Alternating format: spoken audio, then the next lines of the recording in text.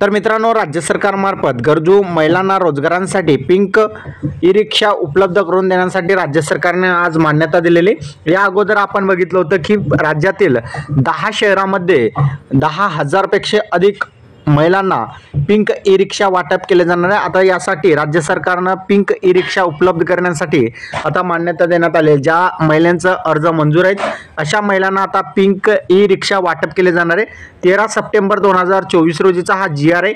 महिला व बालविकास विभाग यांच्या मार्फतचा हा GR काढलेला आहे। राज्यातील महिला असतील, मुलींना रोजगार निर्मितीस चालना देणे, त्यांचे आर्थिक सामाजिक पुनर्वसन करणे, स्वावलंबी आत्मनिर्भर करणे, सशक्तीकरणास चालना देण्यासाठी तसेच महिला मुली यांना सुरक्षित प्रवास करणे यासाठी नोकरी तसेच रोजगाराच्या जास्त संधी उपलब्ध असलेल्या मुंबई शहर असेल, ठाणे असेल, पुणे असेल, नाशिक, नागपूर, कल्याण, अहमदनगर, नवी मुंबई, पिंपरी चिंचवड, अमरावती, चिंचवड, पनवेल, छत्रपती संभाजीनगर, डोंबिवली, वसई विरार, कोल्हापूर, सोलापूर या शहरात इच्छुक महिलांना ई रिक्षा खरेदी करण्यासाठी, अर्थसहाय्य व चालवण्यासाठी इतर सोयीसुविधा उपलब्ध करून देण्यासाठी राज्यातील गरजू महिलांना रोजगारासाठी पिंक ई रिक्षा योजना सुरू करण्यास राज्य सरकारने मान्यता दिलेली होती आणि त्या अंतर्गत आता वाटप सुद्धा सुरू होणार आहे। महाराष्ट्र शासनाचं शुद्धीपत्रक तुम्ही बघू शकता आणि GR मध्ये राज्यातील गरजू महिलांना आता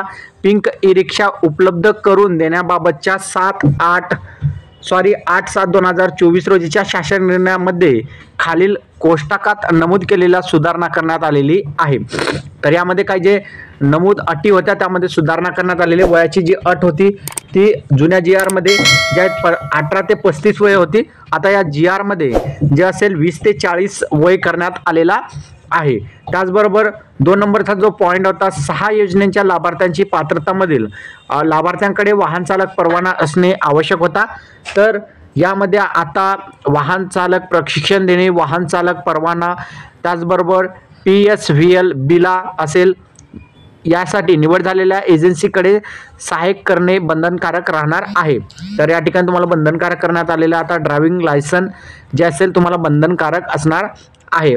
महत्त्वाचा म्हणजे मुद्दा क्रमांक 12 जे जुना GR मधील होता तो होता अंतिम मंजुरीनंतर अर्जदार शासनाने निश्चित केलेला वाहन पुरवठा एजन्सीला मान्य असणाऱ्या बँकेत रिक्षा खरेदीसाठी 70% कर्ज मिळवण्यासाठी आवश्यक कागदपत्रांची पूर्तता करून कर्ज उपलब्ध करून मंजूर करून घेईल। पण आता या नवीन GR मध्ये त्यांनी सांगितले की अंतिम मंजुरीनंतर अर्जदार शासनाने निश्चित केलेल्या वाहन पुरवठा एजन्सी असेल, पात्र लाभार्थी अर्जदार यांच्या समन्वयाने मान्य असलेल्या बँकेत रिक्षा खरेदीसाठी 70% कर्ज मिळवण्यासाठी आवश्यक कागदपत्राची पूर्तता करेल। म्हणजे आता तुम्हाला कर्ज उपलब्ध तुम्हाला एजन्सीकडूनच मिळणार आहे। ज्या एजन्सी मार्फत तुम्हाला आता पिंक ई रिक्षा मिळणार आहे त्याच एजन्सीच्या मार्फत तुम्हाला 70% कर्ज सुद्धा उपलब्ध करून दिला जाणार आहे।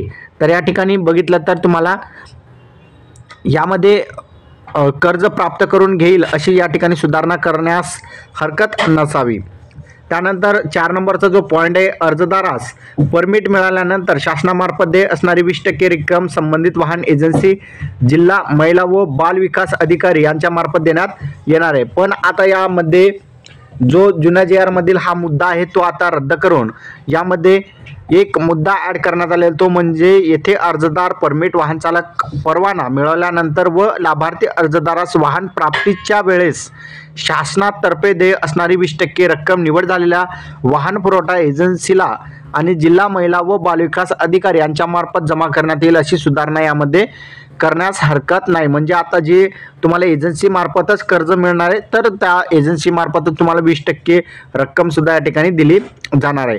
असे या ठिकाणी 4 बदल करण्यात आलेले जुन्या GR मध्ये आणि या नवीन GR मध्ये। आता तुम्हाला लवकरच पिंक ई रिक्षा उपलब्ध करून देण्यात येणार आहे, कारण की राज्य सरकार मार्फत 13 सप्टेंबर 2024 रोजी महिला व बालविकास विभागाअंतर्गत GR काढून ही माहिती देण्यात आलेली आहे। तुम्हाला पिंक ई रिक्षासाठी तुम्ही अर्ज केलेला आहे का नक्की कमेंटमध्ये सांगायचं विसरू नका।